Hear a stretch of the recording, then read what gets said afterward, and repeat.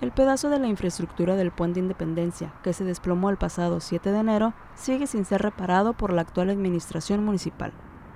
El pedazo de barandal cayó cerca de 3 metros a la canalización del río Tijuana, y aunque el puente es vehicular, también es utilizado de forma peatonal por ciudadanos que quieren llegar de Plaza Río al Palacio Municipal.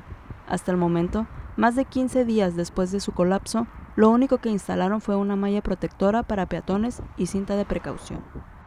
Con información e imágenes de Glenn Sánchez.